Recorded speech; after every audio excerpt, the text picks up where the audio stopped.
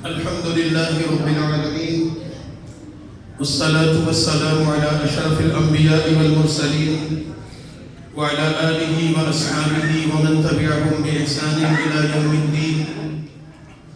أما بعد، فأعوذ بالله من الشيطان الرجيم. بسم الله الرحمن الرحيم. هو الذي بعث في الأميين رسولا منهم يتلو عليهم آياته ويزكيهم ويعلمهم الكتاب والحكمة وإن كانوا من قبل لفي ضلال مبين. صدق الله العظيم. إن الله وملائكته يصلون على النبي يا أيها الذين آمنوا صلوا عليه وسلموا تسليما.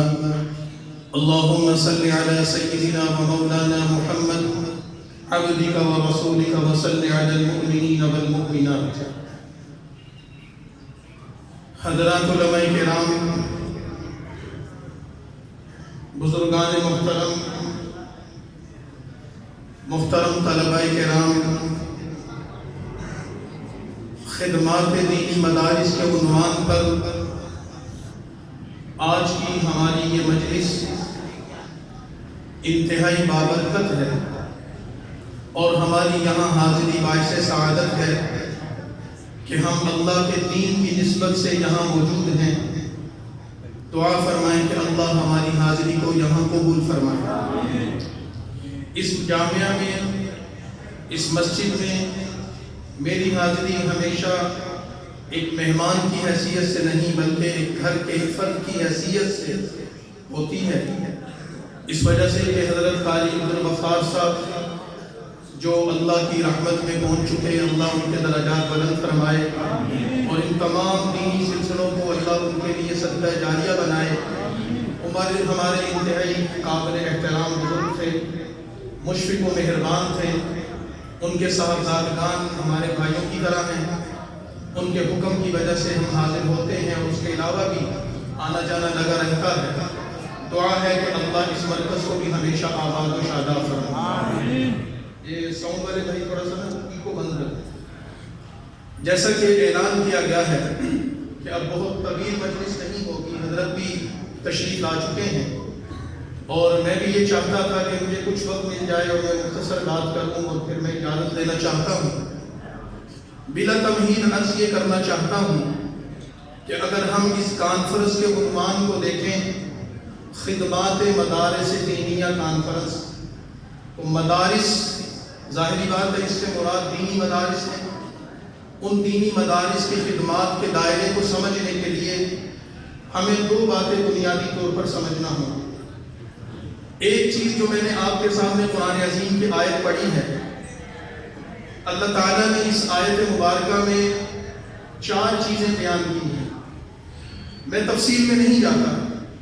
ان کا حاصل اور ان کا خلاصہ یہ ہے کہ قرآن کریم اپنی اس آیت میں رسول اللہ صلی اللہ علیہ وسلم کی ذات اقدس کو موضوع بنا کر یہ بات کہتا ہے، هو الذی بعث فی الامیین رسولا.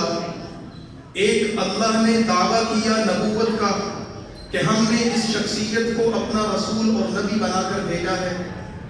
دوسرا، اس نبوت کی دلیل انہی الفاظ میں بیان کر دی ہے کہ رسول ہونے کا مطلب یہ نہیں کسی کالج، کسی یونیورسٹی، کسی ادارے کا تعلیم یافتہ، سند یافتہ کسی شخصیت یا کسی عالی مرتبہ شخص کا شاگرد ہوگا.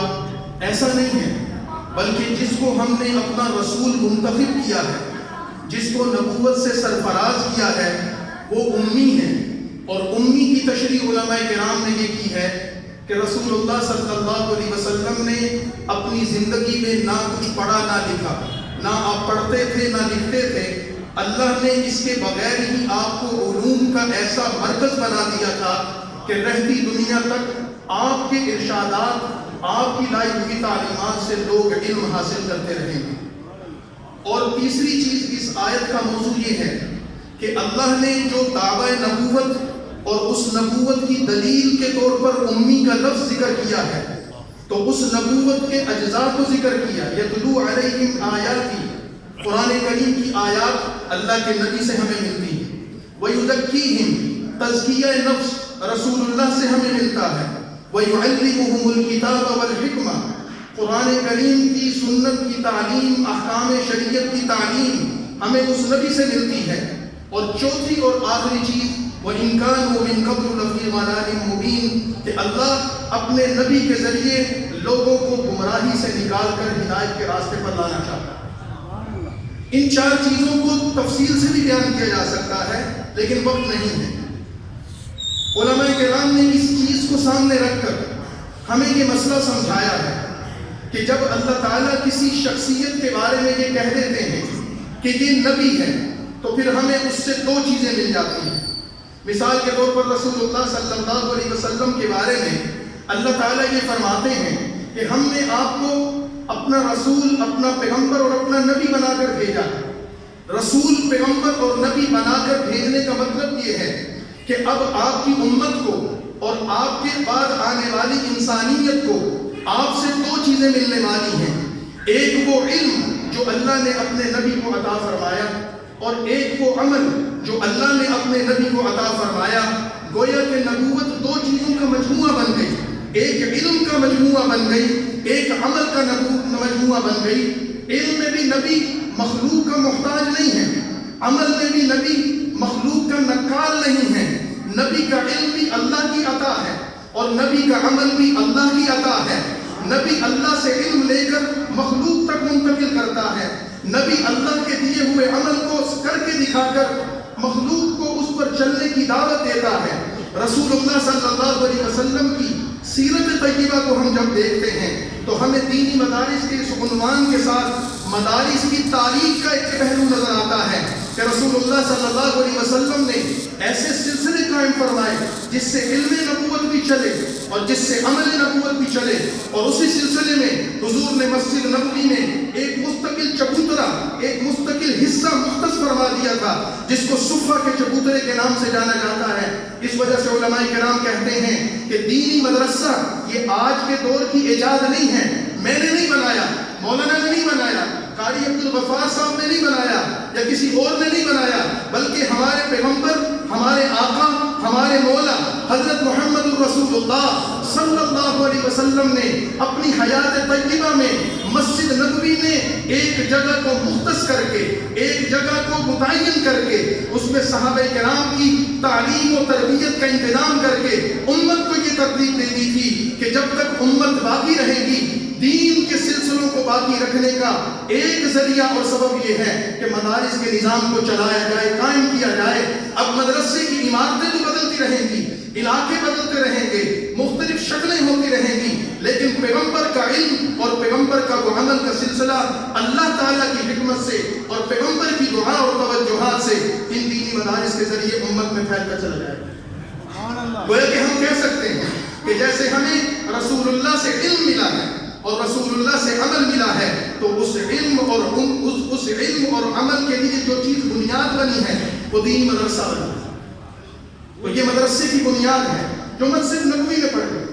اور جب ہم آگے چلتے ہیں خلفائے راشدین نے، جیسے کہ بھائی قاسم صاحب اپنے اشعار میں مختلف اصحاب کا تذکرہ فرما رہے ہیں، اگر میں اس پر بات کرنا شروع کروں تو پھر لمبی ہو جائے گی کہ کون کون سے دور خلافت میں مسلمانوں کی تعلیم و تدریس کے لیے کیسے کیسے انتظامات کیے گئے، اس کے لیے کیا کیا اہتمامات کیے گئے. لیکن خلاصہ یہ ہے کہ سیدنا صدیق اکبر آئے، ان کے بعد عمر فاروق آئے، ان کے بعد عثمان غنی اور پھر علی المرتضیٰ آئے اور دیگر اصحاب رسول ذمہ دار بنے. خلافت کا نظام قائم ہوا. امت میں ہمیشہ نیک اور صالح حکمرانوں نے امت کی تعلیم اور تربیت کے لیے اور ان میں دینی تعلیم و تعلم کے سلسلوں کو جاری کرنے کے لیے مدرسوں کو قائم کیا، بنایا، ان کی معاونت کی اور ان کو چلانے کے لیے اپنے وسائل کو خرچ کیا. اور اس کے نتیجے میں یہ دین اللہ تعالیٰ نے رسول اللہ سے منتقل فرما کر ہم تک منتقل کیا ہے اور پھر کسی ذریعے سے اللہ جب تک چاہے گا یہ دین آنے والی نسلوں تک منتقل ہوتا رہے گا، یہ سلسلہ قائم رہے گا. اب اگر ہم دینی مدارس کی ان خدمات پر بات کرنا شروع کر دیں کہ دینی مدرسے نے کیا کیا، دینی مدرسوں کا کردار، ان کی خدمات کا دائرہ وہ بھی بہت وسیع ہے. 5-7 منٹ کی گفتگو میں ہم اس کا بھی احاطہ نہیں کر سکتے. لیکن اگر ہم صرف اس خطے پر بیٹھ کر جو پاکستان ہے ہندوستان ہے، ہماری یہ سرزمین جس کو کبھی بر صغیر کہا جاتا تھا، جس کو کبھی پاک و ہند کہا جاتا تھا، کہ یہاں کبھی مغل سلطنت قائم تھی، مسلمانوں کا نظام حکومت قائم تھا، تعلیم تربیت کے مضبوط سلسلے قائم تھے. جب سامراج آیا انہوں نے ان سلسلوں کو ختم کیا، مدرسوں کو ملیامیٹ کیا اور انہوں نے آ کر تعلیم و تعلیم پر پابندیاں لگائی. تو ہمارے اکابر نے روکھی سوکھی کھا کر، ہمارے اکابر نے وسائل کے سے تہی دامن ہونے کے باوجود، مشکلات اور مصیبتوں اور مخالفتوں کے باوجود دینی مدرسے پر کوئی کمپرومائز نہیں کیا. اور آج کی جو مدرسے کی جدید شکل ہمیں نظر آتی ہے، بڑی بڑی عمارتوں کی شکل میں، میناروں کی شکل میں، بلڈنگوں کی شکل میں، طلباء اور اساتذہ کی شکل میں، لیکن حقیقت یہ ہے کہ دینی مدارس کے تعلیم و تعلم کے اس سلسلے کی جو بنیادیں نو پڑی تھی وہ ایک انار کے درخت کے نیچے پڑی تھی. جب ایک چھوٹے سے علاقے کے ایک غیر آباد اور پسماندہ بستی میں ایک انار کے درخت کے نیچے ایک استاد نے بیٹھ کر ایک طالب علم کو سبق پڑھایا تھا اور اس کو مدرسہ کا نام دیا گیا تھا، اور وہ مدرسہ پھر دنیا میں دارالعلوم دیوبند کے نام سے مشہور ہوا. اس مدرسے سے نکلنے والے لوگوں کی خدمات کا دائرہ دیکھا جائے، اگر ہم ان کی خدمات کو دیکھیں، ان مدرسوں سے تعلق رکھنے والوں نے اس خطے کے لوگوں کو قرآن کا ترجمہ دیا، حدیث کی تشریحات دی، فقہ کے ابواب دیے. اگر ہم تفصیلات میں چلے جائیں، آج ہمارے سامنے قرآن کریم کے مختلف تراجم نظر آتے ہیں. اس خطے میں سب سے پہلے اردو زبان میں قرآن کریم کا ترجمہ کرنے والے شاہ ولی اللہ محدث دیوبندی رحمۃ اللہ علیہ کے صاحبزادگان، ان کی بنیاد کیا تھی؟ مدرسہ ہی تھا. مولانا اشرف علی تھانوی رحمۃ اللہ علیہ جو فقہ کے امام ہیں، جو تصوف کے امام ہیں، جو علم و عمل کی دنیا کے ایک قدابر شخصیت ہیں، کہ علماء کہتے ہیں انہوں نے کم و بیش 1000 کے قریب کتابیں لکھی، قرآن کا ترجمہ لکھا، تفسیر لکھی، مختلف موضوعات پر امت کی رہنمائی کی. وہ کہاں سے آئے تھے؟ مدرسے نے پیدا کیے تھے. اگر ہم مثال کے طور پر فقہ کی ترتیب میں دیکھ لیں، یہاں ہمیں فقیہ ملت مولانا رشید احمد گنگوہی کا نام لکھتا ہے. اگر ہم حدیث کی خدمات کے دائرے میں دیکھ لیں، علامہ انور شاہ کشمیری کا نام ملتا ہے. یہ لوگ کہاں سے آئے؟ مدرسے نے پیدا کیا. مولانا قاسم نانوتوی کون تھے؟ مدرسے سے پیدا ہوئے تھے. شیخ الہند مولانا محمود حسن کون تھے؟ مدرسے کی چٹائی پر پڑھنے والے تھے. شیخ الاسلام حسین احمد مدنی کون تھے؟ مدرسے کی چٹائی سے اٹھنے والے تھے. اگر ہم ان ابواب کو کھولتے چلے جائیں، تاریخ کے اوراق کو پڑھتے چلے جائیں اور کھولتے چلے جائیں، ہمیں تاریخ کے مختلف عنوانات پہ خدمات کا ایک وسیع دائرہ نظر آتا ہے. آج پوری دنیا میں تبلیغی جماعت کا سلسلہ نظر آتا ہے. دنیا کا کوئی ملک، کوئی شہر ایسا نہیں جہاں دین کی تعلیم کی دعوت نہیں دی جا رہی. یہ تبلیغی جماعت کے بانی مولانا الیاس کون تھے؟ مدرسے کی تعلیم یافتہ تھے. تبلیغی جماعت کی بنیاد کیا ہے؟ مدرسہ ہے. آج دنیا کے کسی خطے میں چلے جائیں، آپ کو اذان ملے گی، آپ کو نماز ملے گی، آپ کو مسجد ملے گی، آپ کو قرآن پڑھانے والے ملیں گے، مسئلہ بتانے والے ملیں گے. بچہ پیدا ہوتا ہے، اس کے کان میں اذان دینے والے ملیں گے. کوئی مر جاتا ہے، اس کا جنازہ پڑھانے والے ملیں گے. یہ کہاں سے لوگ آ گئے؟ یہ مدرسے کی بنیاد ہے، مدرسے کی محنت ہے، مدرسے کی تربیت ہے. اس بنیاد پر ہم کہتے ہیں کہ یہ مدرسہ ہمارے پاس ہمارے بزرگوں کی امانت ہے. اس کی خدمات کے اور اس کی تعلیم کے ابواب کو اگر ہم کھولیں، بہت لمبی بات ہوتی چلی جاتی ہے، لیکن ہم یہ کہہ سکتے ہیں اس خطے میں دین کی بقا کا ذریعہ مدرسہ بنا ہے، اور انشاءاللہ قیامت کی صبح تک یہ مدرسہ اپنا کردار ادا کرتا رہے.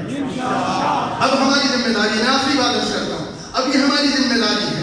ہم نے کیا کرنا ہے؟ ہم نے 3 طریقے سے مدرسے سے اپنے تعلق کو مضبوط کرنا ہے. جیسے میں نے پہلے عرض کیا کہ میں نے لمبی بات نہیں کرنی، وقت بہت ہو گیا ہے. 3 طریقے سے مدرسے کو آباد کرنا. سب سے پہلا طریقہ یہ ہے، ہم نے خود یا اپنی اولاد کو مدرسے میں وقت کرنا ہے. اپنے آپ کو، اگر میرے پاس وقت ہے، میرے حالات مجھے اجازت دیتے ہیں، تو میں مدرسے میں آ جاؤں، دین کی تعلیم حاصل کروں جتنا میرے لیے ممکن ہے. کم از کم قرآن پاک پڑھنا سیکھ لوں، دیکھ کر پڑھنا سیکھ لوں، اپنی نماز درست کر لوں، حلال حرام کا پتہ چلے، جائز ناجائز کا پتہ چلے، مجھے یہ پتہ چلے کہ میرا رب مجھ سے کیا کہتا ہے، میرا دین مجھ سے کیا تقاضا کرتا ہے، میں مسلمان ہوں تو میرا عقیدہ کیا ہے. سب سے پہلے میں اپنے آپ کو وقت کروں، اس کے ساتھ میں اپنے بچے کو وقت کروں.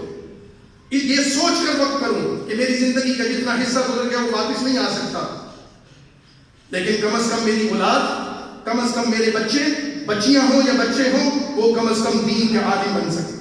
قرآن کے حافظ بن سکیں، وہ دنیا کے ایک بہترین انسان بھی ہوں گے اور آخرت میں میرے لیے اِصال ثواب کا اور درجات کی بلندی کا ذریعہ بھی ہوں گے۔ کیونکہ رسول اللہ صلی اللہ علیہ وسلم نے جن چیزوں کو مرنے والے کے لیے صدقہ قرار دیا ہے کہ مرنے والے کو اس کے مرنے کے بعد بھی اس کا اجر ملتا رہتا ہے، اس میں سے ایک نیک اور صالح اولاد ہے۔ اور یہ نیک اور صالح اولاد یہ کہاں سے ملے گی؟ یہ ہمیں ملے گی مدرسے سے ملے گی۔ میں کسی اور ادارے کی نفی نہیں کر رہا، لیکن جس کا دین درست ہوگا اس کا سب کچھ درست ہوگا۔